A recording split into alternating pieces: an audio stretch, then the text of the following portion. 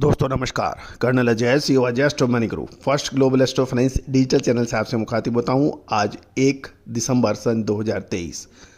दोस्तों calendar year का 12वां यानी अंतिम महीने का पहला सप्ताह शुरुआत हो चुकी है और आज के इस एपिसोड में हम कॉटन के ऊपर बात करेंगे।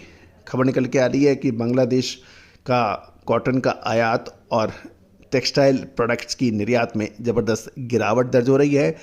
और इससे पहले हमने आपको देश के विभिन्न हिस्सों के भावों के ऊपर चर्चा करेंगे और आवक के ऊपर चर्चा करेंगे। पूरा एपिसोड ध्यान से सुनिए और पसंद आए तो लाइक अवश्य कीजिएगा।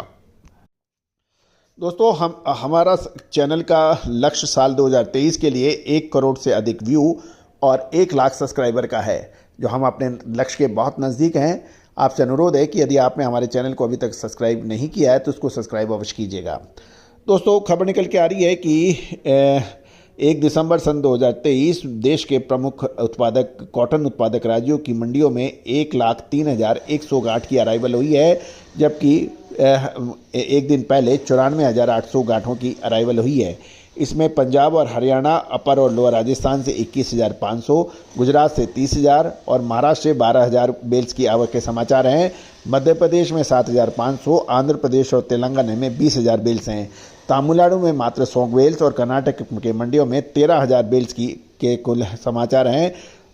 ये थी कुल मिलाकर 1,03,100 बेल्स की आवक 1 दिसंबर को रजिस्टर्ड की गई हैं। कर्नाटक राज्य से खबर के निकल के आ रही है कि वहाँ पे कैंडी 29 mm के भाव 50,000 से 52,000, कपास के भाव 6,000 से 7,200 रुपये बताए जा रहे हैं। बीजापुर में कॉटन कैंडी 29 mm के भाव 56,000 से 56,500 के भाव बताए जा रहे हैं और देवदुर्ग के अंदर 29 mm के भाव 54,900 से 55,000 रुपये प्रति कैंडी बताया जा रहा है। कपास के भाव महाराष्ट्र से खबर निकल के आ रही है कि अकोला के अंदर 6500 से 7300, अमरावती में 7,050 से 7,100 रुपये, अरवी के अंदर 7,000 से 7,050 और हिंगम घाट से 7,000 से 7,050, जलगांव 7,000 से 7,100 के भाव हैं। खामगांव के अंदर 6500 से 7,300 और वर्धा में 6500 से 7,200 के भाव बताए जा रहे हैं। अब कॉटन की अंतर्राष्ट्रीय खबरें।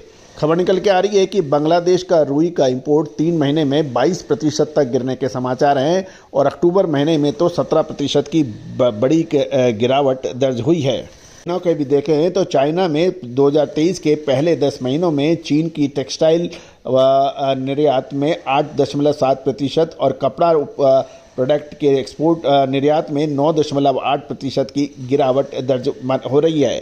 गौरतलब है कि बांग्लादेश और चीन विश्व के प्रमुख निर्यातक देशों में गिने जाते हैं। खबर निकल के ये भी आ रही है कि दुनिया में कपड़े और कपड़ा प्रोडक्ट की डिमांड लगातार घट रही है। चीन और बांग्लादेश के परिधान और कपड़ा उत्पादों का निर्यात लगातार कम हो रहा है, जिसके कारण पिछले 3 महीनों में बांग्लादेश की रुई के आयात में 22% की कमी आई है और साल 2023 के पहले 10 महीने में चीन के परिधान और कपड़ा उत्पादों में भी गिरावट दर्ज हुई है। बांग्लादेश में जो ये गिरावट आई है उसके कई प्रमुख कारण हैं। उसके अंदर डिमांड की कमी का हमारे हिसाब से ये सही नहीं है। बांग्लादेश में रेडीमेड कपड़ा उद्योग में बिजली की कमी और मजदूरों की समस्या के वजह से उत्पादन घटा है और जिसकी वजह से ये डिमांड कम हुई है। गौरतलब है कि इसका असर बांग्लादेश परिधान और कपड़ा के निर्यात में कम हो रहा है। उसकी तमाम मुश्किलों के चलते अक्टूबर में बांग्लादेश में रुई का आयात 5.82 लाख गांठ रह गया है, जो कि पिछले साल अक्टूबर में से 17% कम है। पिछले 3 महीनों में अगस्त से अक्टूबर के दौरान बांग्लादेश में रुई का आयात 18.28 लाख बेल्स का रहा, जो पिछले साल की समान अवधि में 22% कम है। यदि हम इसका जिम्मेदार हमारी नज़र के अंदर एक तो बिजली की कमी का एक प्रमुख प्रॉब्लम है, दूसरा वहाँ पे लेबर समस्या बांग्लादेश में काफ़ी विकट है और वहाँ पे स्ट्राइक की वजह से ये सब कुछ देखने में सुनने में आ रहा है। जहाँ तक चीन का खबर है, चीन का जो टेक्सटाइल निर्यात जनवरी से अक्टूबर के बीच में 8.7% गिरकर 133.16 अरब डॉलर का हुआ है, जबकि कपड़े का उत्पाद का निर्यात जनवरी से अक्टूबर तक 9.8% गिरकर 112.5 अरब डॉलर का हुआ है। अक्टूबर में परिधान का निर्यात 10.6% घटकर 12.26 अरब डॉलर का माना गया है।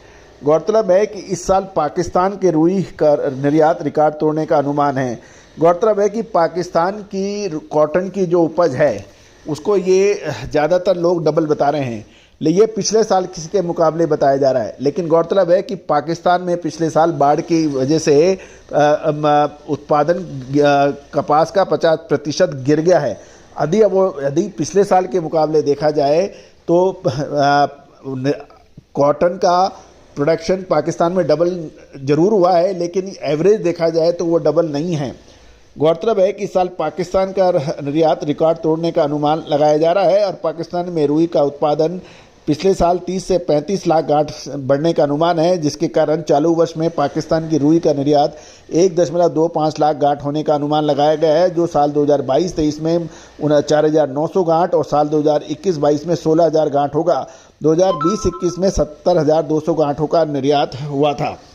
तो गौरतलब है कि अमेरिकन रुई की निर्यात देखें तो न्यूयॉर्क का रुई वायदा बाजार बुधवार को गिरा था, लेकिन कुल मिलाकर अब कॉटन बाजार ग्लोबल लेवल पर निर्णायक मोड़ पर पहुंच चुका है। आगे क्या संभावनाएं बनती है उसकी विशेष रिपोर्ट के लिए संपर्क करें। All the very best, good luck, happy trading.